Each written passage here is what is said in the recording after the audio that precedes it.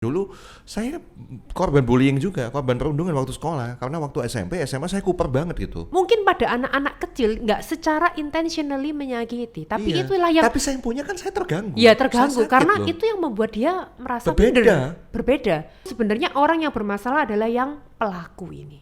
Iya, Pelaku ini dia sebenarnya merasa inferior dengan dirinya, dia nggak happy dengan hidupnya, tapi dia berusaha menunjukkan bahwa dirinya lebih superior dengan iya cara dengan apa? cara Membuli. itu.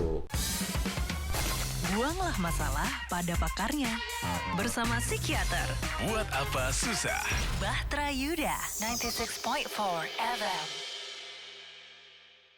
Dok, bullying itu kan sekarang sampai ke anak-anak kecil juga melakukan tindakan bullying ke temennya di sekolah gitu. Nah, gimana pendapat dokter? Ya, jadi bullying ini memang marak ya di sekolah ya. Tetapi kita perlu bijak juga untuk melihat ya, karena kadang kita harus lihat usia berapa dulu yang melakukannya, ya. Karena kadang bullying dengan bercanda itu agak beda tipis. Iya, niatnya kan bercanda gitu loh, tapi terlalu sensitif, akhirnya Ada yang kasus melapor ke seperti mamanya. itu. Ada yang awalnya cuma bercanda, melapor ke mamanya, itu juga bisa, atau mungkin mainan ya. Karena kalau kadang pada anak-anak, apalagi kalau anak-anak cowok, itu biasanya kan menggunakan banyak aktivitas fisik ya. Ya. Ini contoh aja deh, misalnya kayak anak saya sendiri ya.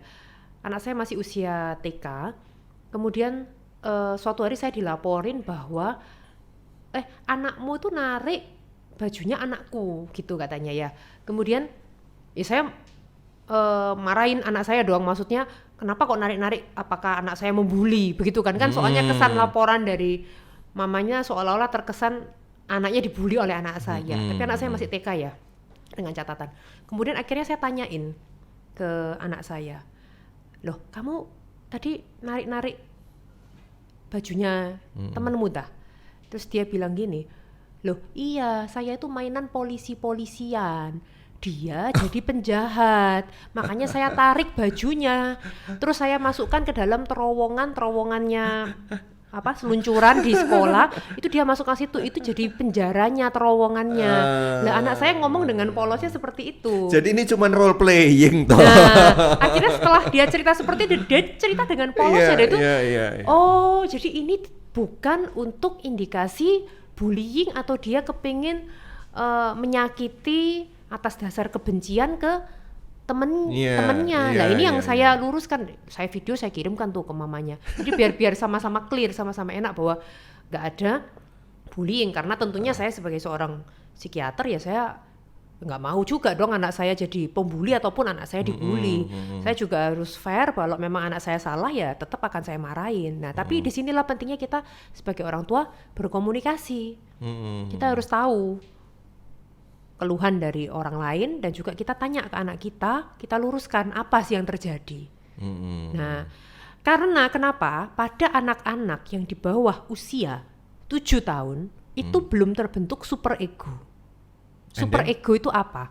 Super ego itu adalah nilai-nilai moral, agama, atau dia tahu yang mana yang benar, yang mana yang salah. Itu belum terbentuk sebelum usia 7 tahun. Jadi kalau anak-anak masih playgroup, TK, dia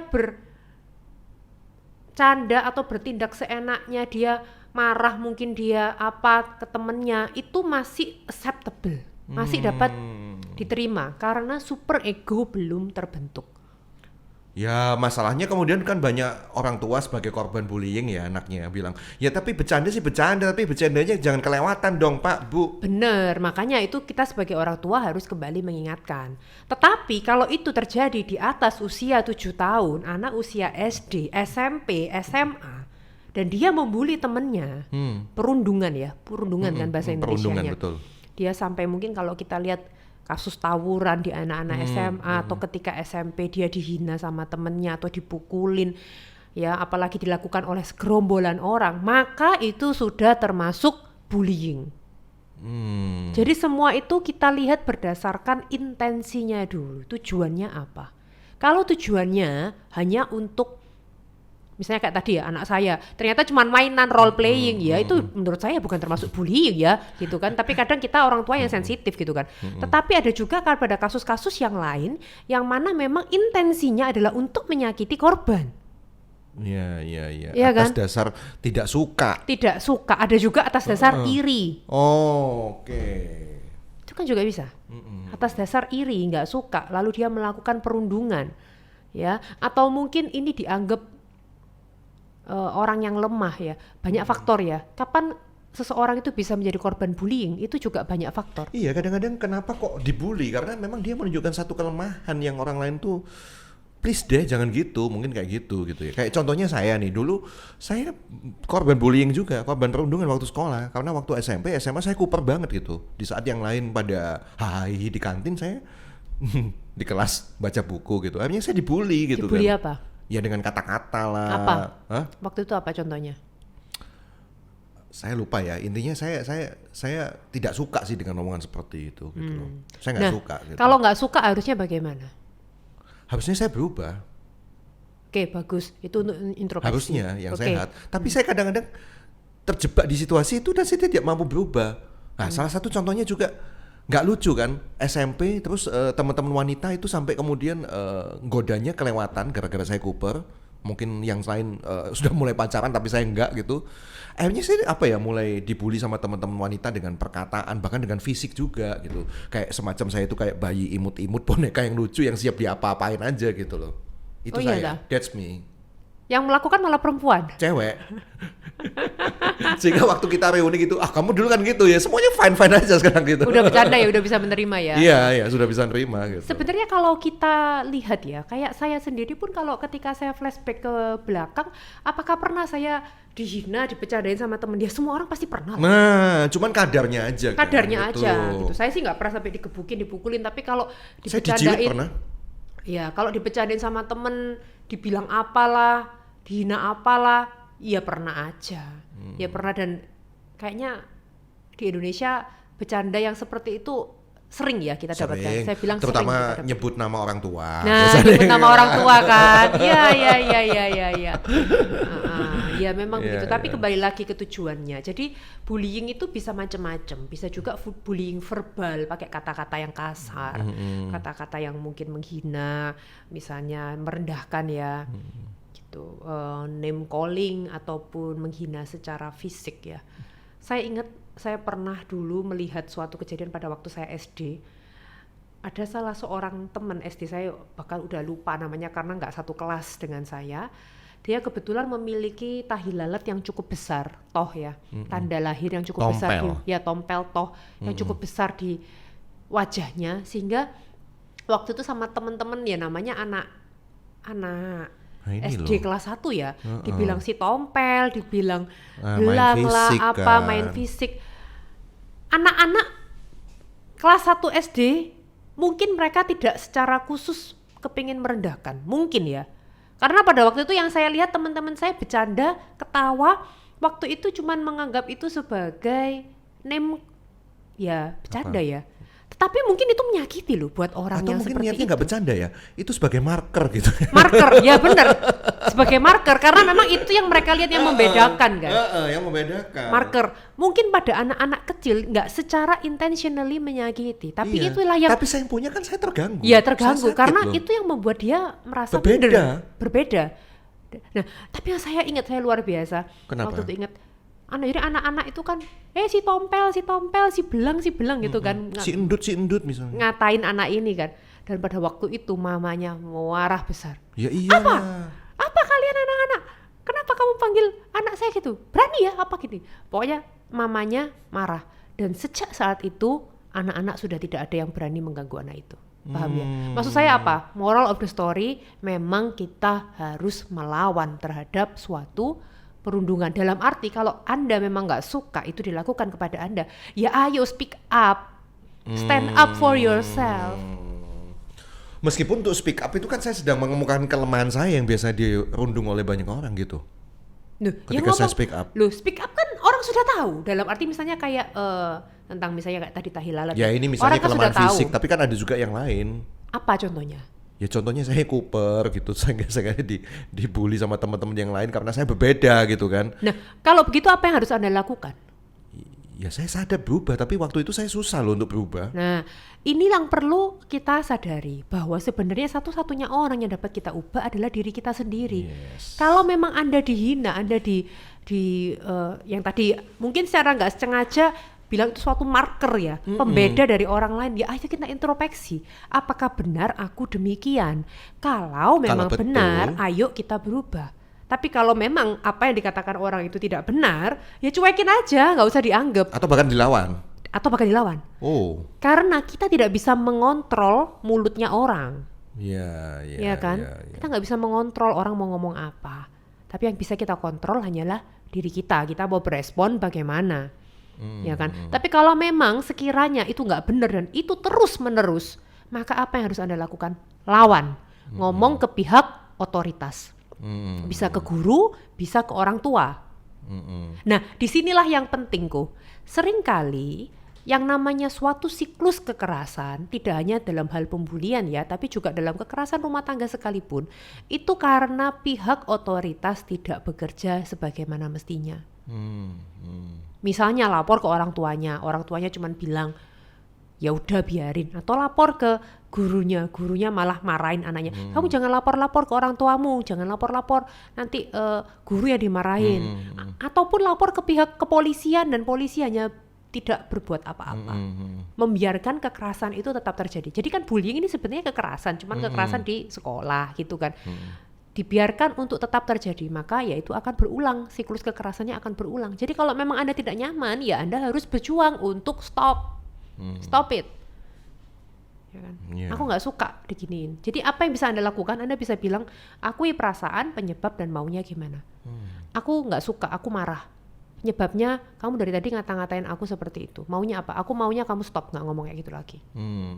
Gimana setelah ngomong kayak gitu makin dibully, makin intens? Oh, laporkan ke otoritas. Oh. Tapi harusnya paling nggak dengan Anda ngomong seperti itu, they will show some respect to you. Iya, Justru iya. mereka akan menghargai Mulai dan mikir ya, menghormatimu mulai karena mikir lah. melihat bahwa Anda nggak bisa dengan sembarangan diutak-atik diatur sama mereka. Ya. Kenapa saya nggak melakukan itu ya dulu ya?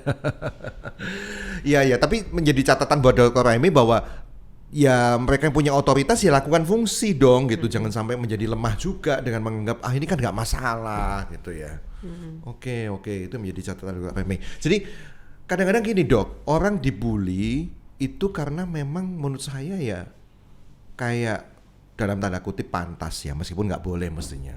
Karena dia menunjukkan satu kelemahan yang akhirnya bagi orang yang membuli itu kayak punya amunisi terus-menerus gitu loh untuk mengejek, untuk menciderai bahkan. Kadang itu orang yang dibully tidak harus selalu adalah orang-orang yang kurang loh kok. Kenapa saya bilang begitu? Ada salah satu pasien saya yang sangat cantik. Sangat cantik, orangnya baik, cantik, keluarganya mampu berada, tapi dia memang orangnya pendiam, nerimoan ya. Akhirnya ketika dia dibully sama teman-temannya karena teman-temannya iri sama dia, ya, malah dia jadi down. Nah, inilah yang perlu kita lihat. Biasanya orang-orang yang melakukan pembulian, yang pelaku, itu sebenarnya dia menunjukkan kesuperiorannya dia, bahwa betul. dia lebih daripada korban yang dibully, padahal sebenarnya dia merasa inferior. Jadi kalau contohnya kayak kasus pasien saya tadi yang cantik banget memang kayak artis gitu wajahnya. Dia dibully sama teman-temannya, yang membuli ini sebenarnya juga ya nggak cantik-cantik amat, tapi dia memiliki geng, ya kan. Kalau murid-murid SMA kan gitu, punya geng Iri yang mana hati ya. teman-temannya itu nurut sama atasan ini, dan ini yang menjadi influencer ya, yang bisa mempengaruhi orang teman-temannya untuk melakukan pembulian kepada orang ini. Dan hati-hati, biasanya orang-orang yang menjadi pelaku pembulian memiliki emosional yang tidak stabil, manipulatif, gaslighting, ya, yang mana bisa yaitu tadi mempengaruhi orang-orang sekitarnya untuk tidak menyukai atau bahkan membenci korban. Nah, justru sebenarnya orang yang bermasalah adalah yang pelaku ini. Pelaku ini dia sebenarnya merasa inferior dengan dirinya, dia nggak happy dengan hidupnya, tapi dia berusaha menunjukkan bahwa dirinya lebih superior dengan cara membuli. Biasanya juga menjadi korban kekerasan di rumah tangga, entah dia mungkin dipukulin atau digebukin sama orang tuanya gitu. Pelampiasannya di sekolah gitu. Ya. Ya, buat anak tadi, come to papa, come to papa. Cantik loh padahal ngapain dibully gitu ya. Oke, jadi dari sini saya bisa ngambil pelajaran kalau toh itu apa yang dikatakan, yang diserang oleh orang dengan pembulian itu betul, ya berubahlah gitu. Gitu ya. Meskipun susah loh dok untuk berubah itu kita tahu sih. Ya saya harus berubah, tapi untuk berubah itu susah, butuh proses gitu. Susah atau tidak itu tergantung dari kemauan Anda. Iya, Kalau menurut saya, memang. kalau Anda memiliki Saya akui. kemauan yang kuat, kemauan yang keras, nggak ada yang susah kok. Saya bukan kemauan yang keras sih, lebih tepatnya karena dipepet oleh situasi sih yang membuat harus berubah gitu. Kan nggak mungkin saya begitu terus gitu, kuper terus nggak makan saya. Tapi justru belajar sesuatu kan. Apa itu? Dalam arti begini, dari contohnya kejadian Ko Gideon dulu. Iya, Dulu iya. dia dibully, Iya. dibilang kuper, terus sekarang dia menjadi gaul, bahkan menjadi pembawa acara yang terkenal seantero jagat raya. Sekarang saya membuli teman-teman. Balas dendam saya. Jadi kalau ada Maksud event saya- gitu saya membuli gitu. Maksud saya gini loh, dalam setiap proses kehidupan, kita Iya. itu tergantung respon kita kok. Iya. Kita tuh mau semakin down atau justru ibaratnya kayak anak panah yang justru ketika kita ditarik ke belakang malah kita melesat maju lebih ke depan. Itu satu point of view yang bagus ya. Kenapa nggak kita membuat satu pandangan bahwa Anda ditekan, nah itu sebagai satu anak. Pelatuk. Misalnya ya, kamu dibully gendut. Wah, tak buktikan ya. Aku akan buktikan. Tarik mundur 1 kilo, 2 kilo, 3 Ya, kilo. bahwa badanku akan sangat-sangat bagus. Aku akan olahraga, aku akan diet, jaga makan. Itu malah menjadi yang positif. Tapi harus dengan mindset yang positif apa? I'm proud of myself. I accept myself just the way I am. Kenapa kok saya perlu bilang ini? Karena kuncinya di self love harus ada 2. Iya, Satu, iya. menerima diri kita apapun kondisi kita, dan yang kedua adalah berusaha menjadi lebih baik. Iya. Nah, pada korban bullying seringkali kan nggak ada self love tuh. Iya, betul. Dia tidak menerima dirinya apa adanya. Iya, aku ini minder ya, aku ini kuper ya, aku gak punya temen ya, iya aku gendut ya, aku jelek ya. Tapi dia juga yang kedua, dia nggak mau berubah. Nah, terus-menerus hidup di situ. Terus-menerus di sana. Gitu. Makanya Anda semakin dibully dan Anda semakin gak bahagia dengan hidup Anda. Dan lama-lama jadi aneh loh memang gitu. Nah, justru ketika Anda, kayak tadi anak panah, Anda ditarik ke belakang, justru ayo melesat ke depan. Introspeksi diri, apa yang kurang dari diriku, aku akan berubah menjadi lebih baik. Tapi whatever I am, I love myself. Yeah. I'm beautiful just the way I am. Mau saya gendut, mau saya kurus ya dokter Aime kan pernah gendut, pernah kurus. Ko Gideon pernah melewati dari dokter Aime. Saya juga pernah kok melewati gendut dan kurus. Ya Ko Gideon pernah lihat dari zaman ini, kita udah siaran 5 tahun, pernah lihat dari saya habis ngelahirin berat badan saya berapa, saya diet ya sampai bisa kurus. Tapi dokter Aime selalu bahagia kan kalau Ko Gideon lihat. Ya, ketika dia gemuk ngomongnya sih balungku gede. Gak pernah aku bilang gitu, Tulangnya mana? besar. Ya tapi mau balonku gede. Cuman maksudku, aku selalu menerima diriku apa adanya gitu. Ya, Nah ini ya. yang mungkin Itulah. kepingin saya tekankan ke teman-teman Ya. bahwa whatever you are beautiful just the way you are. Iya. Kayak filmnya Ernest Prakasa yang Insecure itu kan, Insecure itu bahwa ya gendut pun nggak jadi masalah. Kita cinta gitu diri kita sebagaimana apa adanya gitu kan. Memang Tuhan ciptakan dan ada satu maksud tersendiri lah gitu ya ketika Tuhan menciptakan, bukannya tanpa maksud gitu. Ya. Tapi saya sekarang bahagia sih, memang saya bisa balik membuli teman-teman saya ketika kalau ada event kan saya suka MC gitu kan, disuruh MC. Nah, kesempatan saya balas dendam gitu untuk membuli mereka. Nah itu yang nggak boleh loh, itu nggak boleh loh kok. Kalau cuma bercanda nggak apa-apa, tapi nggak boleh. Untuk bercandain. Soalnya seringkali memang korban bullying itu di kemudian hari jadi menjadi pelaku. Nah, itu maksud saya. Saya mencontohkan ini. Sering ya itu ya, karena belum beres gitu dengan dirinya. Ya. Dan itu dia menganggap itu suatu hal perlakuan yang wajar. Oh. Ya. Itu akhirnya diteruskan, dan itu yang justru harus diberhentikan siklusnya. Termasuk lingkaran tindakan- setannya diberhentikan. Termasuk tindakan ospek waktu pendidikan dokter. Yes. Benar. Dia ngomong yesnya mantap sekali. Loh iya, lo nggak cuma pendidikan dokter lah, di semua ospek lah. hampir semua kampus juga begitu. Nggak tahu kalau zaman sekarang pendidikan dokter gimana. Ya. Tapi kalau intinya ospek ya dari zaman SMA, kuliah kan kakak kelas gitu kan ke adik kelas, tapi terus kemudian di kemudian hari adik kelasnya juga akan menggitukan ke adik kelas yang baru lagi. Saya nggak mau digituin, tapi ternyata dia menjadi pelaku di kemudian hari ketika dia menjadi senior Itulah. gitu kan. Pentingnya kita aware. Jadi harus diputus nih ya mata rantainya ya. Anda pendukung itu ya. Baik. Semoga Anda dapat pencerahan semuanya di acara Buat Apa Susah bersama psikiater Dr. Aimee Nugroho SPKJ. Beliau sehari-hari praktek di National Hospital. Anda bisa bikin janji untuk bertemu dan konsultasi, dan semuanya saya harapkan sehat jiwanya. Baik-baik saja semuanya ya. Gimana Dok? Salam sehat jiwa ya. Kalau di dokter kejiwaan ya. Tiada sehat tanpa sehat jiwa. Wah, mantap. Bye. Buanglah masalah pada pakarnya. Bersama psikiater Buat apa susah? Bahtera Yuda 96.4 FM.